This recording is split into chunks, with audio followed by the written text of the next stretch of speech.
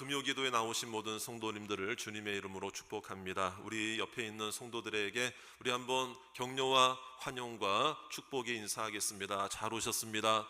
축복합니다. 오늘은 응답의 밤이 될 줄로 믿습니다. 또 하나님께서 내 마음도 열어주실 줄로 믿습니다. 여러분, 오늘 말씀의 제목을 보면은 두 마음이라는 제목입니다. 지난주 금요일 날 제목은 무엇이었습니까? 이럴 때 괜히 물어봤나 싶은 생각이 듭니다. 어쨌든 잊어버릴 수 있죠. 두 아들이었죠. 두 아들. 그래서 그 두 아들의 의미가 뭐냐. 그런데 오늘은 제목이 두 마음입니다. 두 마음. 여러분, 두 마음이라고 딱 할 때는 그게 약간 긍정적인 이미지일 것 같아요? 부정적인 이미지일 것 같습니까? 그런 거 있잖아요. 너희는 두 마음을 품지 말아라 하니까 이게 이제 우리는 한 마음만 품어야 된다. 물론 당연히 맞습니다. 근데요, 여러분 한번 생각해 보세요. 그럼 두 개의 마음을 갖는 게 꼭 잘못된 것입니까? 사람이 살다 보면 어떤 한 분야에서는 어떤 한 이런 경우에서는 요 마음을 가질 수 있고 또 저런 경우에서는 또 다른 마음을 가질 수가 있잖아요. 여러분, 마음이 두 개뿐이겠습니까? 여러분, 마음이 세 개일 때는 없었습니까? 네 개일 때는 없었냐 이거예요. 10개일 때는 없었냐 이거예요. 그러니까 혼기를 놓친 어떤 한 처자가 이제 시집을 가야 되는데 이렇게 고르고 재고 따지고 그렇게 하다 보니까 혼기를 훌쩍 지난 거죠. A, B, C가 있었는데 그동안 A, B, C 중에 C와 결혼을 하게 됐는데요. 결혼식 날 그 신부가 펑펑 울더라는 거예요. 왜 울었냐? 나중에 물어보니까 A하고 B가 아까워가지고. 그러니까 이게 사람 마음이라는 게요, 이런 생각 들 수도 있고 저런 생각 들 수도 있고 A와 B와 C가 있는데 C만이 진리는 아닐 수 있잖아요. 그러니까 이런 마음들이 있을 수 있다 이거예요. 자, 그렇게 따진다고 보면 오늘 두 마음이라고 하는 거는 어떤 마음일까? 두 개만 있는 마음일까요? 이게 어떤 마음일까요? 이게 무슨 말일까? 자, 이것을요, 여러분 개수로 생각해서는 안 됩니다. 숫자적인 의미의 두 마음으로 생각해서는 안 됩니다. 두 개의 마음이 아니라, 따라합시다. 두 개의 마음이 아니라, 여기서 두 마음이라고 하는 것은 이런 뜻이에요. 혼란스러운 마음이다, 이런 뜻이에요. 갈등이 있는 마음이다, 흔들리는 마음이다 라고 할 때에 종종 우리는 두 마음이라고 표현할 때가 있다 이거예요. 이 마음을 품어야 되는데 다른 마음으로 왔다 갔다 할 수 있다는 것이죠. 그러니까 오늘 이 사도 바울이 갈라디아 성도들에게 율법과 은혜의 복음을 이야기하고 강조할 때에, 자 여러분, 사도 바울이 계속해서 주장하고 있는 것이 무엇입니까? 율법의 행위로서는 구원받을 수 있는 자가 없다는 것이죠. 그런데 왜 믿음으로 구원받은 너희가 율법을 쫓아 사는 삶을 사느냐? 할례 받아야 된다, 지켜야 된다, 이날을 지켜야 된다, 저거를 저렇게 해야 된다, 그래야 구원받는다, 착한 일도 좀 많이 해야 구원받는다, 도덕적으로 깨끗하게 살아야 구원받는다.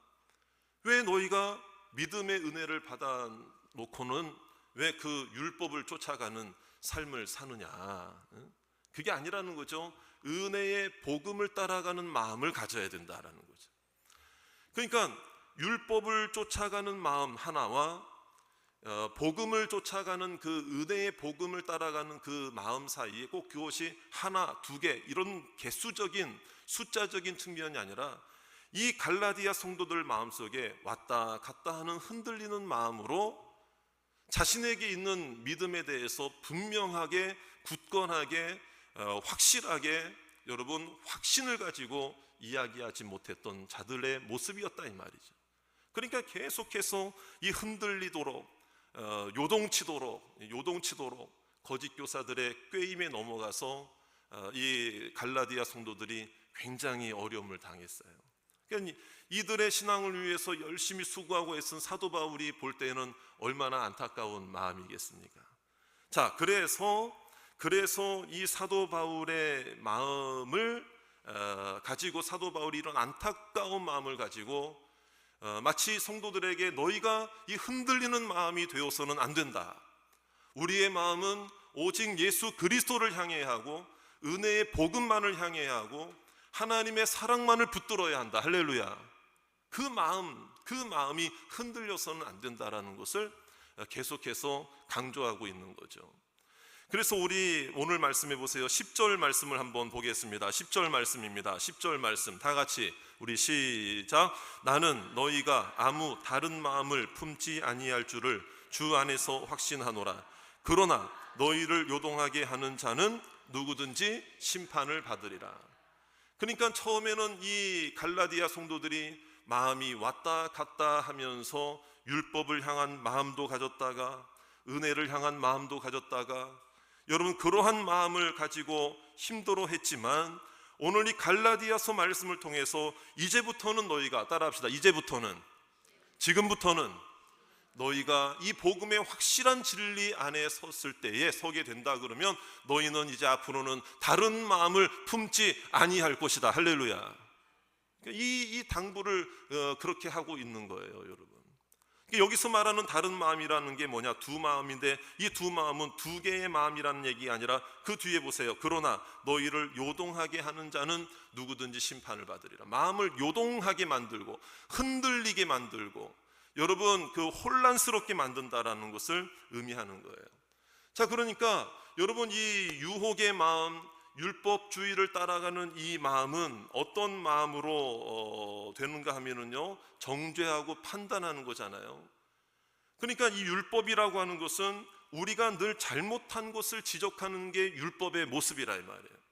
그러니까 성도들끼리도 볼 때 너 이거 잘못했어, 너 이거 왜 그렇게 했어, 너 그거 잘못했어. 처음에는 좋은 뜻에서 시작한 충고와 책망이 여러분 권면이 이제는 그 사람을 향해서 비판과 책망과 말이에요, 또 서로 비판하고 헐뜯고 싸우는 비방이 되어버렸다 이 말이에요. 맨 마지막 절 한번 보세요. 맨 마지막 절.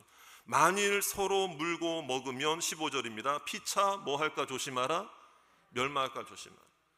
율법의 잣대로만 본다면 완벽한 자가 있을 수 있을까요? 없을까요? 없습니다. 그러니까 율법은 우리가 항상 잘못한 것을 지적하지만 잘 들으셔야 됩니다. 은혜는 용서와 회복의 길을 제시한다 이거예요. 율법은 네가 잘못했다라고 말해요. 너 잘못했어 라고 말하는데, 그러나 은혜는 너 잘못했어, 하지만 네가 제자리로 돌아올 수 있는 회복의 길이 있어 라고 말하는 게 은혜라 이 말이에요. 믿습니까? 여러분 그게 은혜고 그게 주님께서 주시는 마음이고 사랑의 마음이고 축복의 마음이고 소망의 마음인 줄로 믿습니다. 그러니까 이 갈라디아 성도들 마음속에 이 두 양상의 모습이 자꾸 흔들리는 거예요. 그러니까 오늘 사도 바울을 통해서 너 예수님의 마음을 가져야 돼. 너 사랑으로서. 자, 그래서 율법으로 의롭다함을 얻으려고 하는 자들은 다 그리스도에게서 끊어진다. 우리 4절 말씀 우리 한번 읽어볼게요. 시작. 율법 안에서 의롭다함을 얻으려 하는 너희는, 자, 누구에게서 끊어지고 또 어디에서 떨어진다. 그러니까 이 율법의 마음은요, 은혜에서 멀어지게 만들어요. 그리고 그리스도에게서 멀어지게 만들고, 그래서 회복이 참 힘들게 되어진다 이 말이에요. 그래서 이 율법의 마음은 어디에서 멀어지게 하느냐, 정리해보면, 자, 저를 따라합시다. 은혜에서 멀어지게 하고, 사랑에서 멀어지게 하고, 용서에서 멀어지게 하는 세 가지를 잘 생각해야 돼요. 세 가지. 자, 세 가지 분명하게 여러분들이 잘 보시길 바래요. 은혜에서 떨어지고 멀어지게 하고, 사랑에서 멀어지게 하고, 하나님은 사랑하라고 그랬는데 여러분 요즘 누구만 생각하면 그냥 은혜가 떨어져. 누구 얼굴만 떠올리면 은혜가 떨어져. 은혜 받고 예배 드리고 은혜 받았는데 집에 가서 누구 얼굴만 보는 순간 그냥 막 은혜가 떨어져.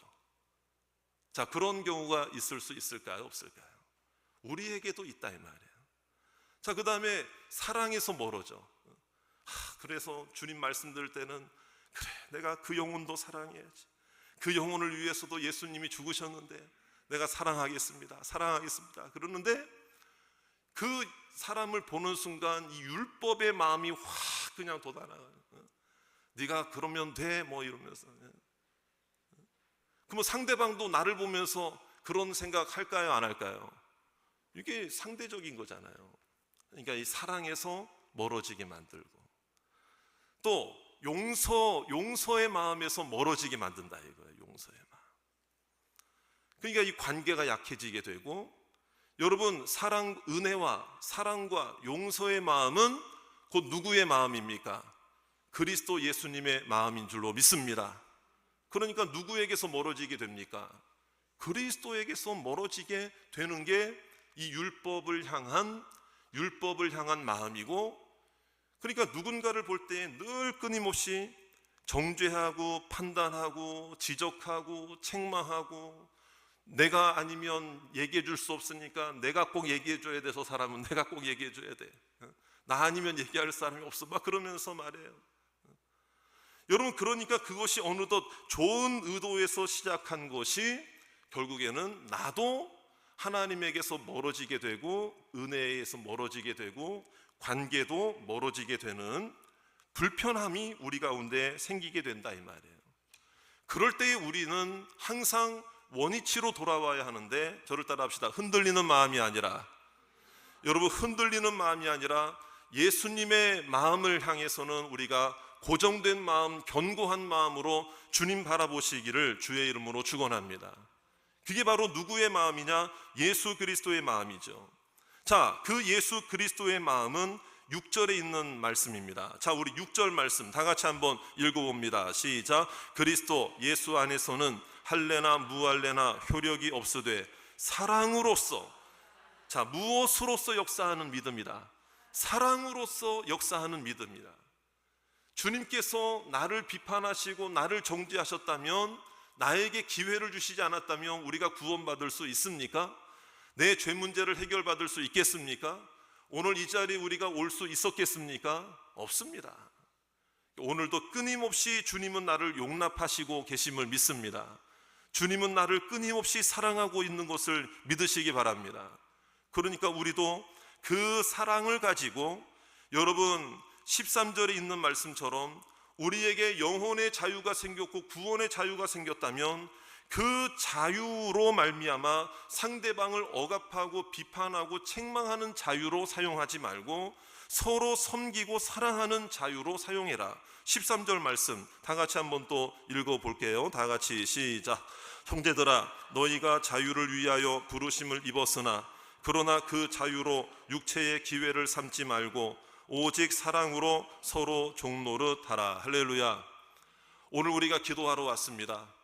여러분, 어떤 마음이나 어떤 생각도 전혀 없이 기도하러 오신 분은 아무도 안 계실 거예요. 오늘 어떤 마음을 가지고 나왔어요. 어떤 기대를 가지고 나왔어요. 어떤 마음을 붙들고 하나님 내 마음을 알아 주실 줄로 믿습니다. 그런 믿음으로 아마 여러분들이 이 자리에 나왔습니다.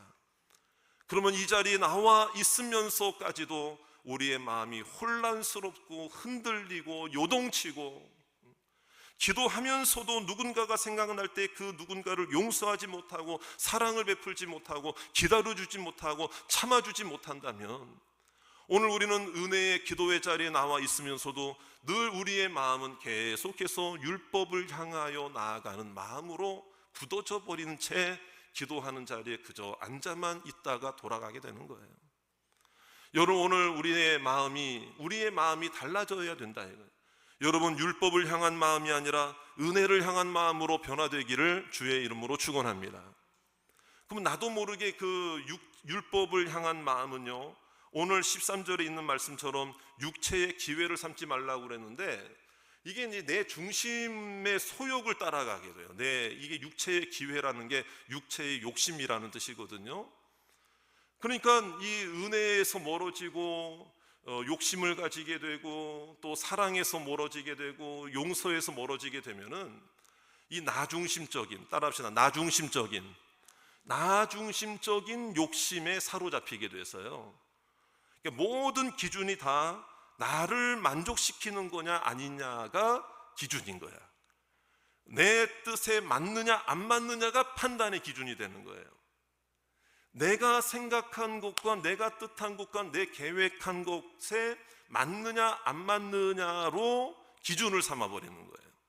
심지어는 하나님의 말씀을 들을 때조차도, 하나님의 말씀이 들림에도 불구하고 하나님의 말씀조차도 내 판단, 내 경험, 내 뜻에 안 맞으면 버리는 거예요.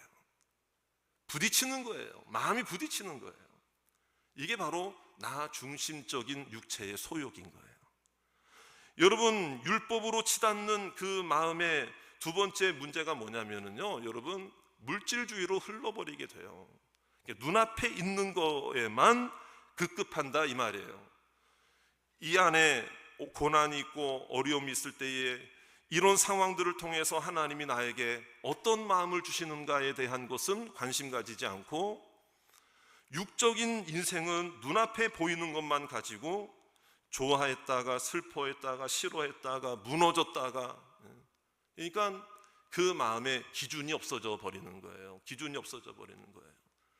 그러니까 신앙생활하고 교회 생활할 때도, 기도 생활할 때도 내가 원하는 것만 이루어지면 나는 신앙생활 잘하는 거야. 그게 은혜 받은 거예요, 그 사람한테는.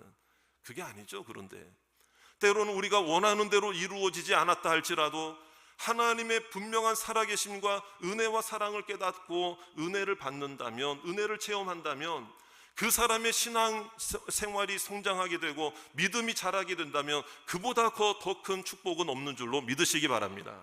저를 따라 합시다. 깨닫는 것도 축복이다. 여러분, 때로는 안 되는 것도 축복일 때가 있는 거예요. 내 마음대로 이루어지지 않을 때도 축복일 때가 있는 거예요.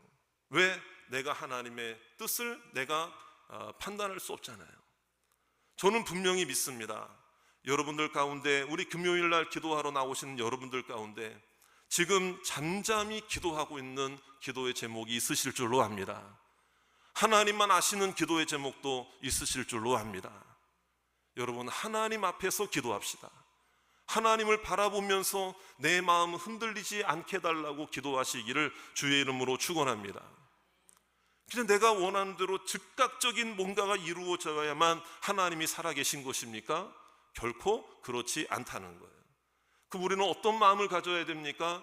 은혜를 향한 마음, 주님을 향한 마음이 어떤 마음이어야 된다는 거예요? 사랑의 마음이죠.